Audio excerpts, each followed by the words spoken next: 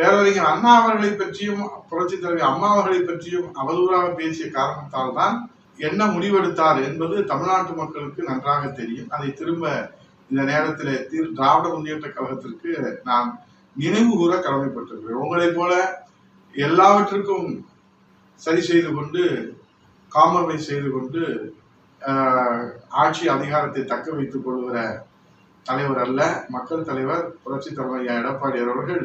நெஞ்சுரத்தோடு காவிரி பிரச்சனை கூட்டணியில இருந்தோம், நெஞ்சுரத்தோடு அந்த உரிமைக்காக போராடி தமிழக உரிமையை பெற்றுக் கொடுத்தார்கள். இப்போது எதிர்கட்சியிலே 100 நாள் வேலைவாய்ப்பு திட்டத்திற்கான அந்த சம்பள தொகையை கூட புரட்சி தலைவர் எடப்பாடியார் அவர்கள் தான் மத்திய அரசிலே இன்றைக்கு எடுத்து வைத்து அதில் பெற்று வெற்றியை பெற்றிருக்கிறார்கள். ஆக ஆளுகிற கட்சியாக இருந்தாலும் எதிர்கட்சியாக இருந்தாலும் அண்ணா திராவிட முன்னேற்ற கழகம் தமிழக மக்களுடைய வளர்ச்சிக்காக, அதனால்தான் பாரதிய ஜனதா கட்சியோடு அண்ணா திராவிட முன்னேற்ற கழகம் கூட்டணி வைத்திருக்கிறது என்பதை தமிழ்நாட்டு மக்கள் நன்றாக அறிவார்கள், திமுகவும் நன்றாக அறியும். ஆகவே இன்றைக்கு இருக்கக்கூடிய இந்த விவாதத்திற்கு முற்றுப்புள்ளி வைக்கின்ற வகையில அந்த மாநாட்டில ஏற்படுத்தப்பட்ட தீர்மானங்கள், அதில் உறுதிமொழிகள் அண்ணா திராவிட முன்னேற்ற கழகத்திற்கும் அதற்கும் சம்பந்தம் இல்லை. அவர்கள் என்ன நடைமுறைகளை கையாள போகிறார்கள் என்பது நமக்கு தெரியாது. அந்த அவதூறு வீடியோ என்பது ஒளிபரப்ப போகிறார்கள் என்பது நமக்கு தெரியாது.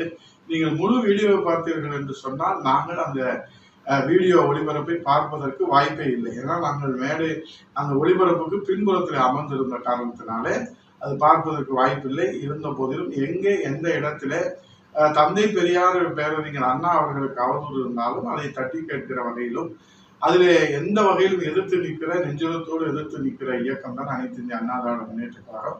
ஆகவே அந்த ஒளிபரப்பு வீடியோ ஒளிபரப்புக்கு கடுமையான கண்டனத்தை தெரிவித்துக் கொள்கிறோம். அது அழைப்பின் அடிப்படையிலே சென்றது, முருக பக்தர்கள் என்கிற அடிப்படையிலே மேடை நாகரிகம் கருதி அந்த இடத்துல அந்த பழக்கம் எப்படி மேடையிலே நடந்து கொள்ள வேண்டும் என்று தந்தை பெரியாரும் பேரறிஞர் அண்ணாவும் புரட்சி தலைவர் எம்ஜிஆரும் புரட்சி தலைவர் அம்மா அவர்களும் புரட்சி தலைவர் ஐயா எடப்பாடி அவர்களும் கற்றுத் தந்திருக்கின்றார்கள்.